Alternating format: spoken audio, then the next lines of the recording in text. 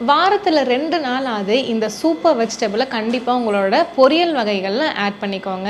இந்த vegetable calcium, iron, protein, antioxidant, fever அப்போ immunity நல்லாவே பூஸ்ட் பண்ணி கொடுக்கறக்கும், ஒரு பயங்கரமான பிளட் பியூரிஃபையராகவும், வயிற்று புண்களை ஆத்துறக்கும், piles, constipation, fistula, bleeding piles இதுக்காகவும், asthma, dust allergy, nasal block, dry cough, நெஞ்சு சளி இது எல்லாத்தையுமே போக்குறக்கும், டயபெட்டிஸ்க்கு ஒரு அருமையான மெடிசனாகவும், எப்பவுமே டயர்டாக இருக்கு அப்படின்னு சொல்றவங்களுக்கு ஒரு எனர்ஜி பூஸ்டராகவும், kidney related issues, urinary problem இருக்கிறவங்களுக்கும் ஒரு அருமையான காய்கறி தான் சுண்டைக்காய். சுண்டைக்காய் வந்துட்டு குட்டியாக இருந்தாலும் பயங்கரமான அது ஒரு ஹெல்த் பாம் அப்படின்னே சொல்லலாம்.